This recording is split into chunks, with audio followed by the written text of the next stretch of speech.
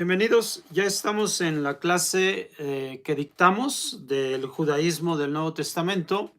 Ahora vamos a revisar el capítulo número 13 de el Evangelio de Marcos. Vamos a darle lectura y como es un tema que es eh, de, de una, de una expresión que tuvo Jesús, que redacta Marcos, acerca de los acontecimientos que se darán una vez de su partida. Obviamente estos acontecimientos ya para nosotros son históricos, lo que en la narrativa se cuenta como sucesos en el futuro. Así que vamos a ir dando lectura y vamos a ver aquellas cosas que de algún modo pueden compararse con los hechos. La narración ya de la historia, no hay mucha documentación sobre las guerras que enfrentaron los romanos en esta parte. Pues obviamente estamos hablando de las guerras que se dan hacia cuando su imperio está sufriendo, ¿no? De distintas rebeliones. No así como cuando las guerras que los romanos sostenían, en donde ellos estaban conquistando y estaban invadiendo, pues obviamente hay muchos registros. De esto hay pocos registros, pero sí se mantienen algunos, sobre todo por Flavio Josefo, uno que a la postre, habiendo sido judío, habiendo nacido como judío, hizo su anexión al Imperio Romano y fue general entre ellos. Ellos o él termina haciendo una buena narrativa de lo que sucedió en estos hechos. Así que vamos a usar sobre todo lo que se sabe de la historia y marcada más que nada por Flavio Josefo, como les digo. Bueno, comienzo con la lectura del capítulo 13, como les digo. Y al salir él del templo, es decir, Jesús, díjole uno de sus discípulos: Maestro, mira qué piedras y qué construcciones. Jesús le dijo: ¿Veis estas grandes construcciones? No quedará aquí piedra sobre piedra que no sea destruida. Bueno, esto obviamente está en el orgullo nacional de cada uno de los habitantes de la ciudad de Jerusalén, porque la ciudad de Jerusalén, aun cuando ha sido devastada en distintas épocas y de múltiples formas, se levanta, se restaura gracias a un gran constructor que promovió esto de la construcción y el embellecimiento del lugar, que fue Horus, conocido como Herodes el Grande. Horus, de la línea Hasmonea, según se cree, porque él mismo así lo manifiesta. Él construyó una hermosa ciudad. Fíjense que Horus, a pesar de que había malas referencias acerca de él, el Talmud registra en Baba Batra, si mal no recuerdo, registra una nota de él, algunas palabras acerca de Horus, que dice que nadie ha visto una ciudad más bella como la ciudad que construyó Horus. Esto es lo que dice. Entonces, esto era del orgullo de, de cada uno de los habitantes de Jerusalén, porque había muchas torres, muchas murallas, por supuesto, el Bet HaMikdash, había barrios de la ciudad vieja, de la ciudad nueva, había una parte de la ciudad rica, que justamente ahí es donde hoy tenemos el Kotel, la porción o el fragmento de muro que hasta la fecha tenemos en pie. Esto se dice que lo dejaron precisamente para que se supiera que al final de cuentas Roma también pudo conquistar a Jerusalén. Bueno, continuamos.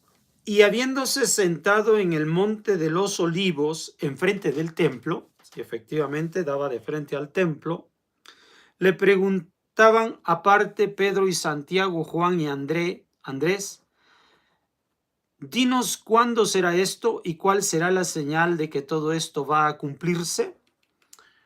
Pues bueno, aquí lo que primeramente llama la atención es que efectivamente estaban como entendidos de que esto sucedería. Ahora, como les digo, es una constante dentro de nuestro pueblo que esto vaya sucediendo, porque la tierra de Israel está geográficamente en un lugar privilegiado, dado que tiene la conexión, está en la ruta intermedia entre poderosas regiones como Mesopotamia y Egipto, y luego también como ahora ya los imperios romanos, turcos, griegos, para poder llegar hacia estas dos regiones de Mesopotamia y África, pues allí se encuentra ese lugar. Ahora,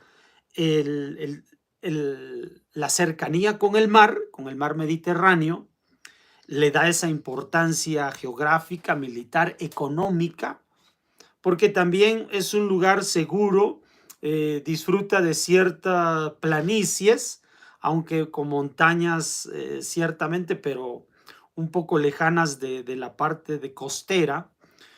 Y luego tiene la afluencia del río Jardín, lo que le da cierta riqueza, hay agua y esto es muy importante para el abastecimiento de los diferentes ejércitos. Así que esa posición privilegiada geográficamente de la tierra de Israel, pues va a ser una zona de conflictos y hasta la fecha es una zona de conflictos. Esa simple situación geográfica, pues para poder vencer en todas las batallas que cualquier ejército emprenda, las condiciones, las circunstancias a favor son lo que van a permitir que se pueda tener éxito en las batallas, en la conquista. Y Israel posee esto, esta es una ventaja. Por lo tanto, es crucial poder poseer ese terreno. Así que no era extraño que los habitantes conocieran que todo eso puede suceder en cualquier momento. Les digo, hasta la fecha sigue sucediendo. Incontables batallas y guerras se han librado antes de estos días y después de estos días. Pero, pues obviamente, ellos están pidiendo una señal porque se ha sabido que todas las veces que entra en esa situación de conflicto esta región, los primeros que sufren son los habitantes. Así que con una buena advertencia de alguien que consideran ellos oportuno, entendido, para dar a conocer y vital para sobrevivir. Entonces, le preguntan cuándo va a suceder y qué señales aparecerán antes de estas cosas. Jesús comenzó a decirles, mirad que nadie os induzca a error. Muchos vendrán en mi nombre diciendo yo soy y extraviarán a muchos. Bueno, comienza con las señales diciendo, muchos vendrán diciendo yo soy. Bueno, este texto yo soy, bueno, esta palabra yo soy, es una palabra que se ha empleado desde la antigüedad en Mesopotamia y Egipto primeramente, y obviamente también aquí en la tierra de Israel, desde los días antiguos, desde los días de Moshe Rabenu y todavía de los profetas. Este concepto y palabra yo soy significa que es un ungido de Dios, que es un enviado de Dios. O sea, yo soy tiene que ver con un influyente o un influido por el cielo. O sea, este es el concepto de el yo soy. Les digo, se maneja por por faraones y reyes, tanto de Mesopotamia como de Egipto, obviamente. Esta expresión, el yo soy, también se va a emplear para en esta región, en estos días de los tiempos del segundo templo. Entonces, la palabra yo soy significa que de alguien que está siendo ungido, guiado por Dios, por el cielo, de acuerdo a, obviamente, a la perspectiva de la divinidad en Mesopotamia o en Egipto, o en este caso dentro de la tierra de Israel.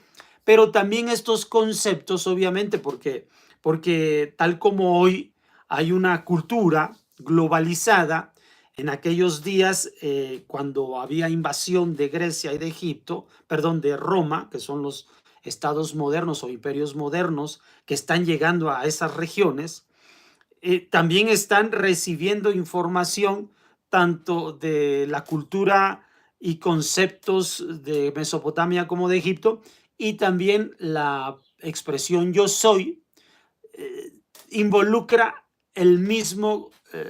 la misma definición, que es un enviado, un tocado por el cielo, un tocado por Dios, la expresión yo soy. Así que si de pronto se nombran todas estas personas con este concepto, si se populariza, si se ocupa mucho esta expresión yo soy, pues es la primera señal de que las cosas así sucederán.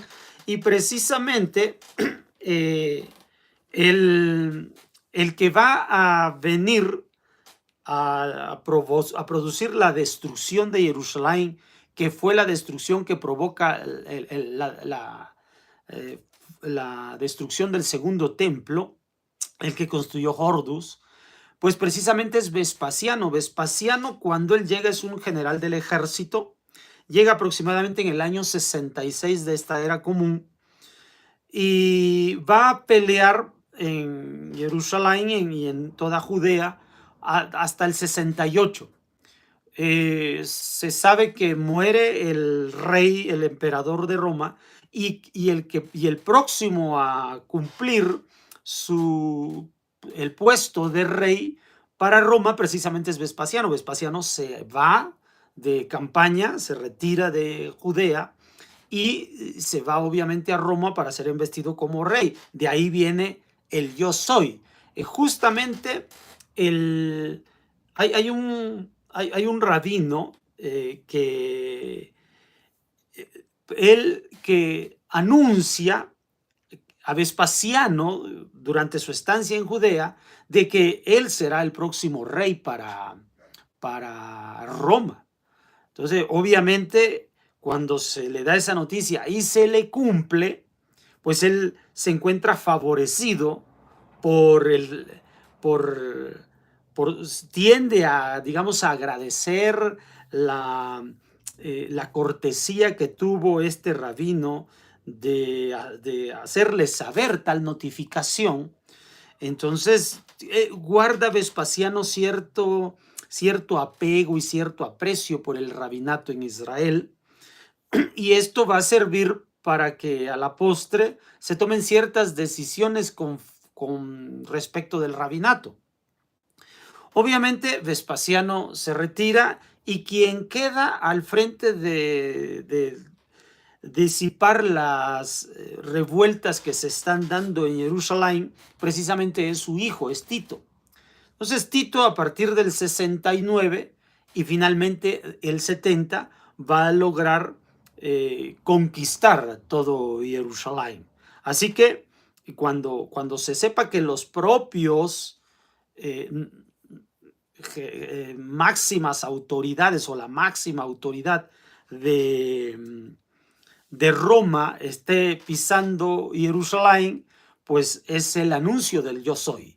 O sea, cuando se hable del yo soy, este Vespasiano, el próximo rey para Roma, emperador para Roma, pues es el que está iniciando el fin de las revueltas en Jerusalén, y después su sucesor e hijo Tito. Entonces estamos hablando de que esos son los tiempos que está anunciando Jesús. Cuando oyereis hablar de guerras y rumores de guerras, no os turbéis. Es preciso que esto suceda, pero eso no es aún el fin, porque se levantarán pueblo contra pueblo y reino contra reino. Habrá terremotos por diversos lugares, habrá hambres. Ese es el comienzo de los dolores. Entonces vamos a ver que no todo se da en una sola intención. Como les decía, hay tres, esta que les mencioné, la de Tito, es la primera oleada que se da de confrontaciones de las revueltas judeo-romanas o de batallas judeo-romanas de Judea contra Roma. Se va a dar una aproximadamente en el año 115 y se va a dar una tercera en el año 135 y ahí es donde va a surgir un Bar Kokhba, que es un héroe que también ha sido proclamado como por Rab Akiva como el Mesías para Israel. ¿Por qué? Porque él cumplía con todos los requerimientos que se conocen de parte del pueblo de Israel para que alguien sea nombrado el Mesías. Pero obviamente Bar Kokhba termina siendo derrotado y por lo tanto eso ya no se puede dar. Entonces se oye mucho la expresión yo soy, es decir, que hay ungidos tanto del imperio romano como del imperio judío, bueno, de la población judía. Entonces todo esto se oye y como Jesús menciona, hay distinto oleaje, porque hay muchas guerras y efectivamente reino se levanta contra reino, porque la segunda vez que hay esta confrontación en el año 115, o sea, no, los partos son los que más bien inducen a los romanos a provocar la guerra en Judea, porque, pero en este tiempo Judea no, ahora sí que no tenía mucha intervención en las batallas, pero los partos son los que movieron allí, levantaron estos chismes, como se dice vulgarmente, y provocaron que Roma se fuera contra Judea y buscara la destrucción de ella. Entonces, por eso se dice, habrá guerras, rumores de guerras, y pueblos se levantarán contra pueblos, porque la guerra estaba sucediendo en otras áreas, sin embargo, de repente se volcaban sobre Judá. Ahora, una de las cosas que también se daban es que, y que llamaron la atención, o son dignas de llamar la atención, Roma tenía muchos frentes de guerra, de batalla en todas estas regiones y en diferentes partes del mundo. El imperio romano era grandísimo, era extenso.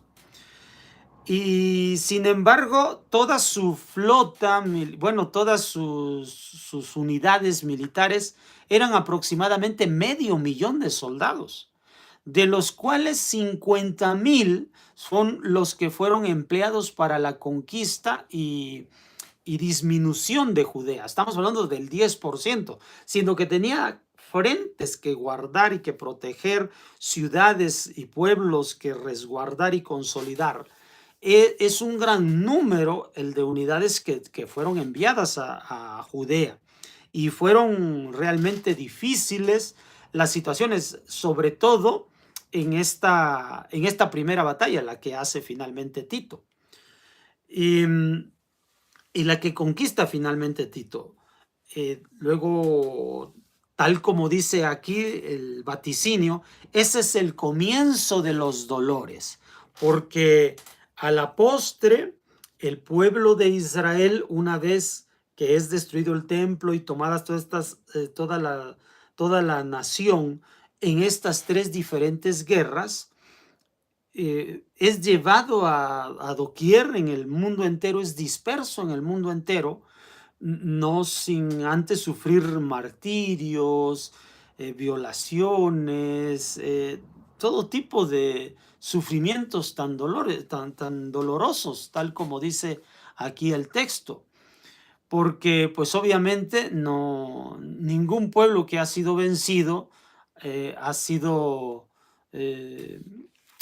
jamás ha sido considerado, o sea, lo han considerado como, sino que más bien se ensañan con la gente que queda dentro de ese pueblo, dentro del pueblo de Israel. Se dice que aproximadamente 1 millón de judíos mueren. Obviamente no es 1 millón el que son los militares, sino son unos cuantos, si al caso se alcanzan a reunir 10,000, cuando más 20,000 en la ciudad de Jerusalén. Pero la gente que en realidad muere de parte de nuestro pueblo estamos hablando aproximadamente de 1 millón de personas, así que es una situación fue una situación completamente difícil. Continúa el texto diciendo: estad alerta, os entregarán a los sanedrines y a las sinagogas seréis azotados, y en las sinagogas seréis azotados, y compareceréis ante los gobernadores y los reyes por amor de mí, para dar testimonio ante ellos, y antes habrá de ser predicado el evangelio a todas las naciones, y cuando os lleven para ser entregados, no os preocupéis de lo que habéis de hablar, porque en aquella hora se os dará que habléis, pues no seréis vosotros los que habléis, sino el Espíritu Santo. Y el hermano entregará la muerte al hermano, y el padre al hijo, y se levantarán sus hijos contra los padres y les darán muerte, y seréis aborrecidos a todos por mi nombre. El que perseverare hasta el fin, este será salvo. Bueno, como les decía, aquí se va a abrir el pueblo en dos direcciones, hablando religiosamente. Como les decía, la parte rabínica va a tener, a través de lo que sucede, de el evento en el que manifiesta este rabino, que Vespasiano se transformará en el emperador para Roma, hace buenos contactos con Roma. Y de allí va a salir una escuela que se conocerá como la escuela de Yavne, de donde va a levantarse la escuela rabínica, de la cual hasta nuestros días hoy tenemos una continuidad, sí un tanto histórica, sí un tanto bibliográfica. O sea, al final de cuentas, nuestra educación desciende de la escuela de Yavne por parte rabínica. Mas lo que aquí también está haciendo saber Jesús es especialmente lo que le sucederá a sus discípulos, puesto que los discípulos son los que lo están entrevistando, los que le están haciendo estas preguntas para que les quede clara la situación. Pues resultará que estos discípulos van a ser, a causa de la guerra en Jerusalén, esto va a provocar su salida. Ellos deberán salir, y efectivamente salen y se dispersan en las 3 regiones de la tierra, es decir, hacia Europa, hacia África y hacia Mesopotamia. En todos estos lugares van a comenzar a llevar el mensaje de lo que han aprendido con Jesús, lo cual da a conocer que se ha levantado una escuela para ellos. Y efectivamente se levantó una escuela que más tarde va a tener su sede en Antioquía y en otros lugares como Pela o Pella. Así que también se da, hay comparación histórica por los padres de la iglesia, la tradición oral de los padres de la iglesia, así como esto nos hace saber muy bien que somos religiones hermanas, el judaísmo y el cristianismo, lo que hoy se conoce como el cristianismo, pero en origen, o sea, ambas eran judaísmo, como lo estamos precisamente entendiendo a través de estos conceptos de esta sesión de clases. Porque el judaísmo es la Torá y una línea de interpretación rabínica. Esto es en el judaísmo rabínico, el judaísmo del cual va a emanar más tarde el Talmud. Esto es por tradición oral, por tradición rabínica. De ahí viene el Talmud, lo que será la Gemara e incluso el Zohar. Y de igual modo, el cristianismo va a tener una tradición oral que se va a conocer como la tradición de la iglesia o la de los dichos de los padres de la iglesia. Ellos son los que van a documentar y a escribir todo el martirio que sufrieron los discípulos. Todos ellos sufrieron discípulos. Bueno, sabemos el caso de Judas, que por situación de traición, él muere de otro modo. Él parece ser que se ahorca a sí mismo, se mata a sí mismo. Pero incluso Matías, el que va a ser nombrado a nombre de él o en lugar de él, también va a ser martirizado de diferentes modos en estas regiones del mundo a donde ellos se fueron a enseñar de esta tradición aprendida por medio de Jesús. Así que se levanta la escuela de Yavne y se levanta también esta escuela de parte de los discípulos de Jesús, la escuela de los apóstoles y la escuela de los rabinos. Entonces estas dos grandes escuelas se van a levantar.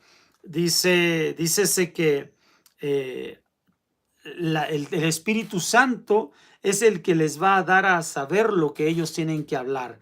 El Espíritu Santo es esta influencia de parte del cielo que, de acuerdo a los conceptos judíos, va a darle interpretación, va a darle inclinación espiritual al aprendizaje y a la forma de vida del que tiene sobre sí el Espíritu Santo.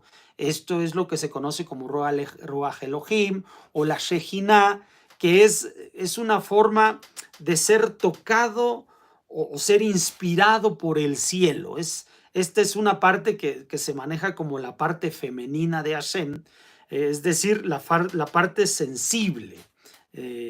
Y entonces significa la sensibilidad que va a tener el creyente con respecto de la divinidad. Esto es ser guiado por el Espíritu Santo, o sea, ser sensible, tener la inclinación de procurar los conceptos de la divinidad y encausados en ese plan que Hashem está formando. Y así que se cumple lo que está escrito, será entregado a la muerte por la propia gente, y efectivamente hay, desde aquí se hace la separación, dice, y hermano, y el padre al hijo, y se levantarán los hijos contra los padres, es decir, que habrá una división y disensión dentro de nuestro propio pueblo.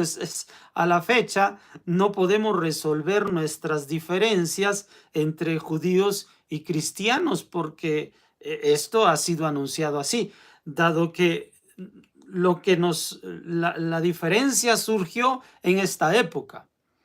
Se anunció que esto sucedería, así que a la fecha vamos a ver que judíos le echan a los cristianos y los cristianos le echan a los judíos, pero si vemos en la formación histórica de cada uno de estos grupos, son solamente dos escuelas diferentes de pensamiento, pero esto es típico, porque tanto dentro del judaísmo y tanto dentro del cristianismo siempre excluyen a los demás, pues el único criterio válido es el suyo propio.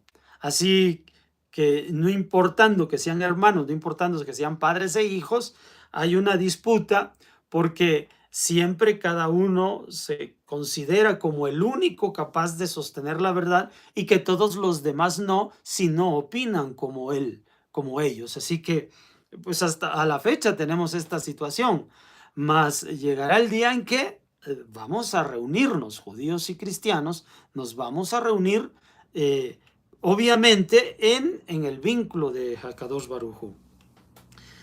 Continúa el texto y dice, y seréis aborrecidos de todos por mi nombre, el que persevere hasta el fin, ese será salvo. Entonces, a la postre se resolverán las cosas, a la postre la divinidad va a ser oportuna para nuestro pueblo.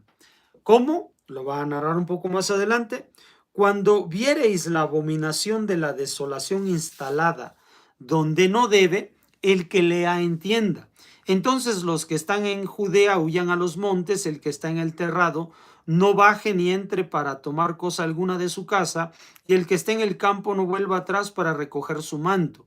Hay de aquellas que estén encintas y de las que críen en aquellos días. Orad para que no suceda esto en invierno. Bueno, pues precisamente los embates de los romanos, sobre todo el embate de Tito, que es el más fuerte, que finalmente va a producir la destrucción del Bet HaMikdash, del segundo Bet HaMikdash, que precisamente se va a abrir la brecha en el lado oriental de la ciudad, es decir, en el otro lado donde hoy está el muro todavía en pie, porque la última parte va a llegar hacia ese muro occidental que hoy está en pie, pues va a ser el último lugar al que van a llegar los romanos.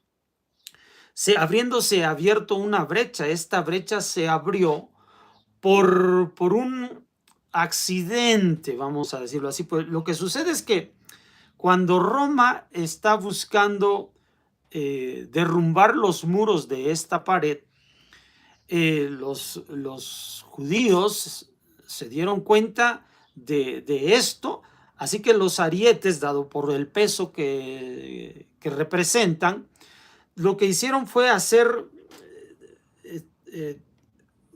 túneles donde se movieran esos arietes de parte interna, de parte de los judíos. Los romanos están por fuera, los judíos hacen un boquete por debajo de la muralla y hacen unos túneles de tal modo que el suelo queda falso. Cuando el peso de los arietes viene sobre las murallas para destruirlas, se caen los arietes y son destruidos, y ahí se levanta el pueblo y ataca a los romanos. Los romanos atacaron una gran cantidad de veces, pero no podían entrar a la ciudad de Jerusalén. No podían derrumbar las murallas, siempre salían con muchos heridos y muchos muertos, entonces tenían que retirarse. Pero ocurrió que vino una lluvia en esa época, y dado que ya se había derrumbado la parte cercana a las murallas por causa de los túneles, cuando vino la lluvia, pues obviamente se derrumbó completamente esas piedras, pues eran rocas de muchas toneladas. Se abre y ahí es donde entra el ejército romano, y penetran completamente hacia la zona del templo. Y esto es lo que se advierte aparentemente por lo que dice Jesús. Cuando ya vean todo esto en la invasión sobre esta tierra, ¿saben qué? Es momento de huir. Y efectivamente ahí se libra una batalla. Era casi milagroso cómo es que nuestro pueblo podía resistir el embate del ejército más poderoso del mundo de aquella época. Por eso cuando finalmente Tito los vence, la turba de romanos estaban realmente con rabia, porque mucha gente de ellos había muerto a causa de la defensa israelí, de la defensa hebrea.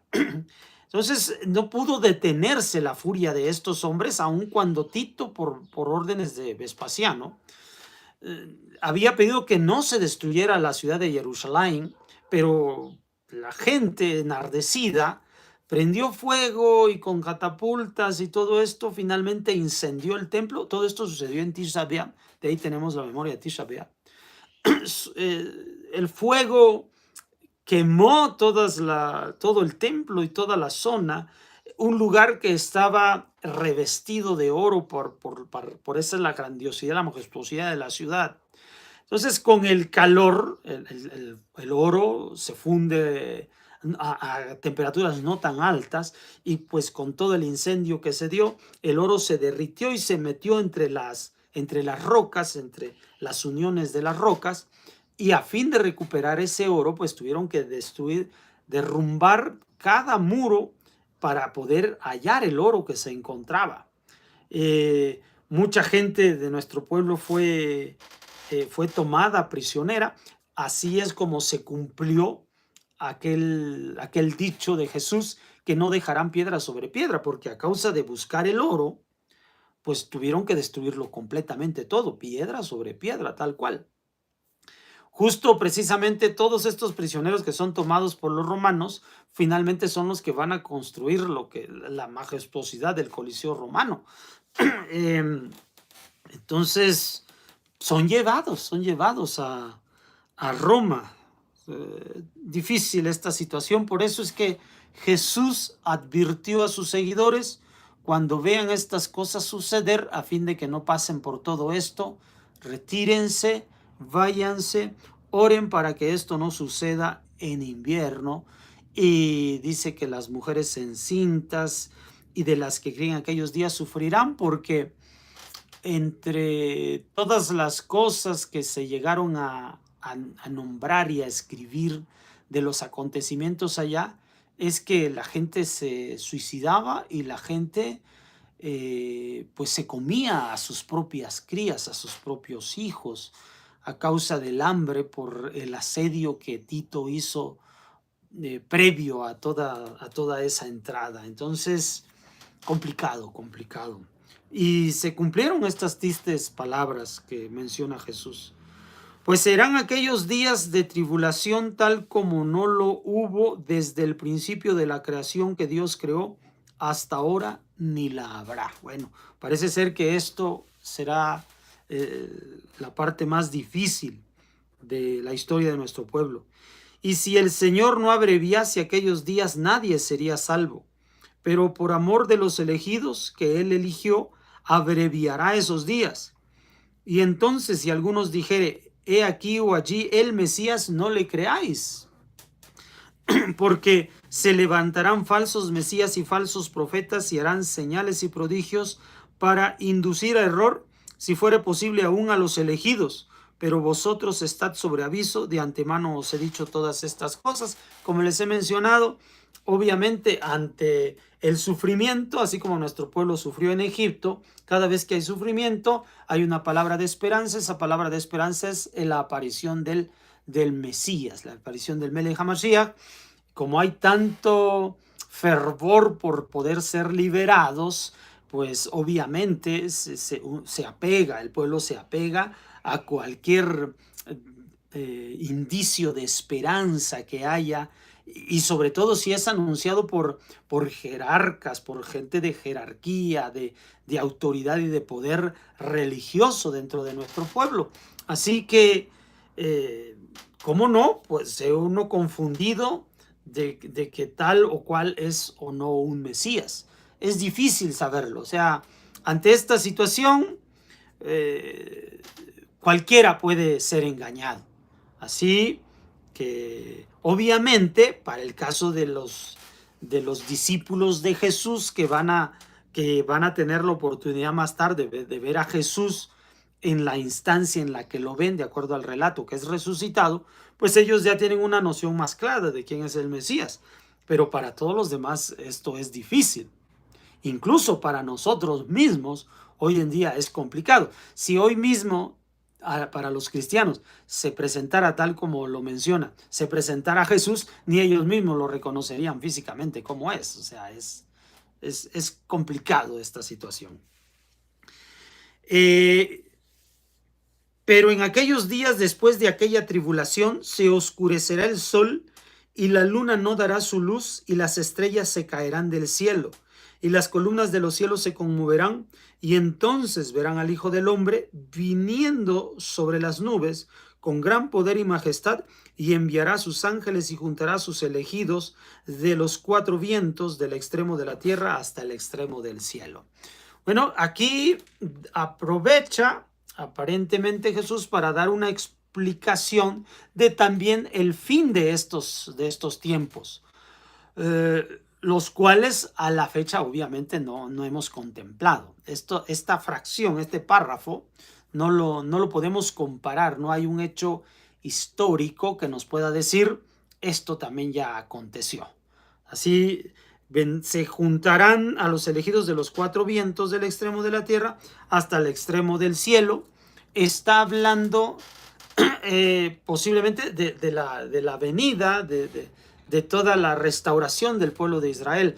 Pero como hoy en día sabemos, hay una cierta restauración de parte de nuestro pueblo, pero no de parte del judaísmo levantado por Jesús, que es a donde se está dando a conocer esto, sino que está hablando de la restauración que hoy se ha dado de manera parcial, es de parte del judaísmo rabínico, es decir, de aquellos restos de la escuela de Yavne.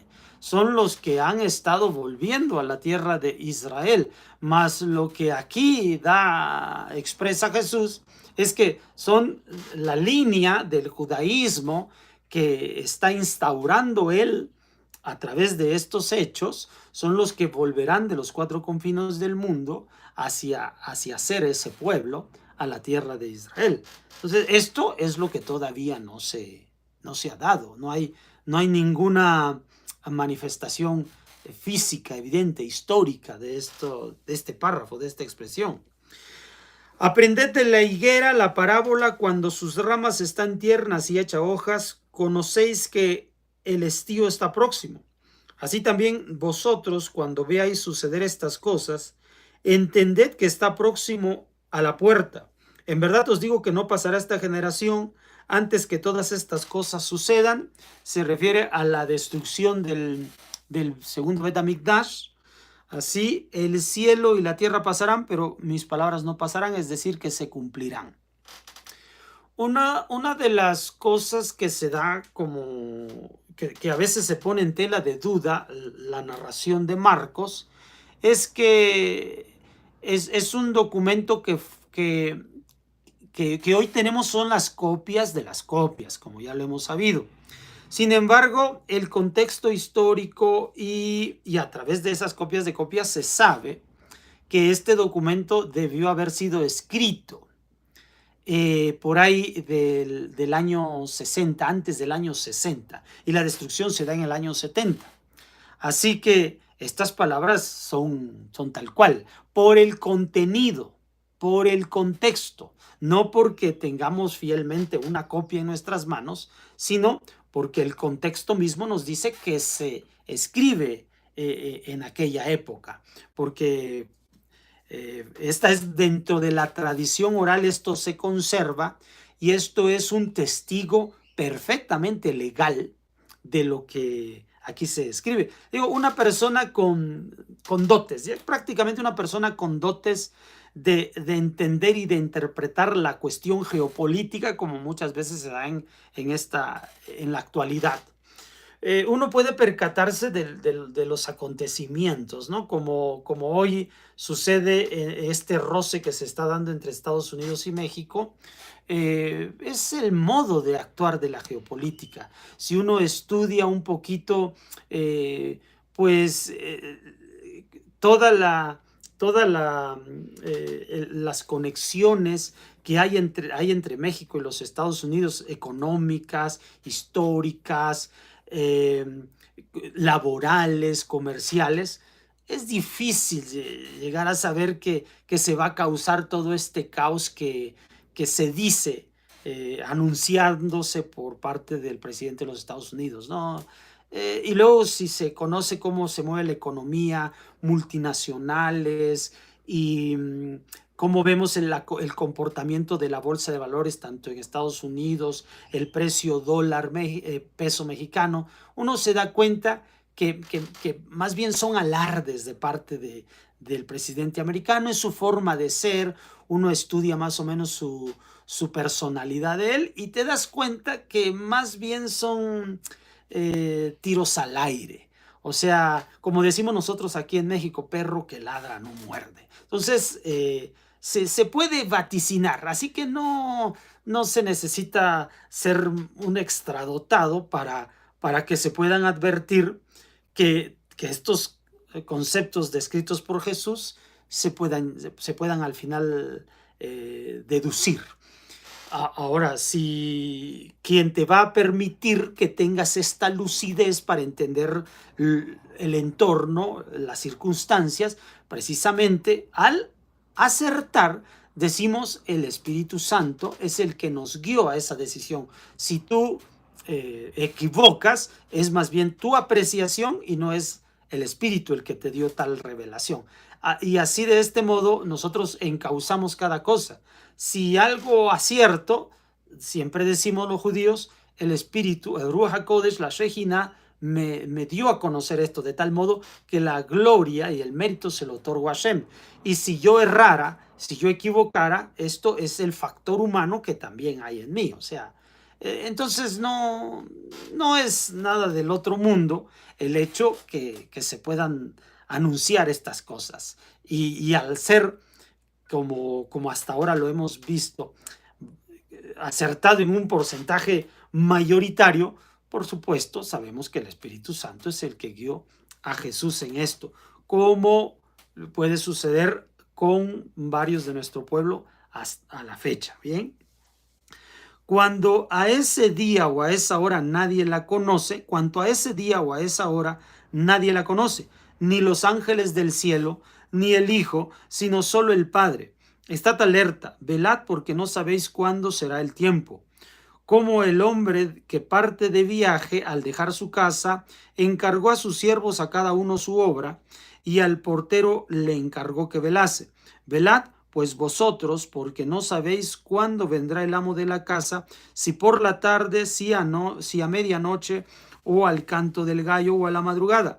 No sea que viniendo de repente os encuentre dormidos. Lo que a vosotros os digo, a todos lo digo, velad. Bueno, aquí menciona que nadie puede saber lo que sucederá del momento exacto en que ocurrirá, salvo ser advertido por las diferentes señales que ya dio a conocer Jesús. Pero nadie en esta tierra tiene la capacidad de poder entender, porque esto está solamente en el pensamiento de Hashem. Esto es precisamente de su omnisciencia, de todo lo que él sabe. Él es el Shaddai, el que contempla desde las alturas y puede visualizar perfectamente todo lo que sucederá, y así sucederá y así será. Ningún ser humano, ningún ser, aun cuando sea grande, como en este caso los ángeles del cielo o el Hijo, lo va a poder conocer, porque ni los ángeles ni el Hijo, refiriéndose al que a la postre tendrá que ser llamado como el Mesías, tiene omnisciencia, es decir, que todo lo sabe, ¿no? El único que todo lo sabe es Akadosh Baruj Hu. O sea, y en el que todo lo que él exprese se dará y sucederá así sin falla alguna. Mientras que todos los demás, aunque tengan ejercicio de poderes que vengan del cielo, Hashem no les hace revelar todas estas cosas, porque aun cuando la capacidad intelectual del ser humano pueda desarrollarse profundamente gracias a la guía del Espíritu Santo, Ruach HaKodesh o la Shejina, no puede llegar a tener omnisciencia, porque la omnisciencia es solamente un atributo que le pertenece a Kadosh Baruj Hu, y no le pertenecerá ni al Mashiach ni a los ángeles del cielo. O sea, eso no es posible. Por esta razón es que Jesús les hace saber precisamente esas indicaciones, esas señales, para que ellos puedan tener, contemplar desde un plano mental, espiritual, que estas cosas sucederán definitivamente, mas el momento exacto y preciso no se sabe, porque esto ya está a nivel del tiempo, y el plano del tiempo lo maneja únicamente Akadosh Baruj Hu. Pues esto es lo que explicamos ahora, como aquellas cosas que dio a conocer Jesús de lo que sucedería con la destrucción del segundo templo, y que provocaría y que finalmente provocó la separación, el pleito entre hermanos de los judíos rabínicos y los judíos del movimiento de Jesús. Entonces esa separación se dio, mas llegará el momento en que por parte de Hashem se unirán. Hay un fragmento, como les decía, que no se ha completado todavía, que es la reunión de todos. Así que al final vamos a ser reunidos y todos contentos para siempre. Bueno, nos vemos para la próxima. Que tengan una buena semana. Shabbat Tov.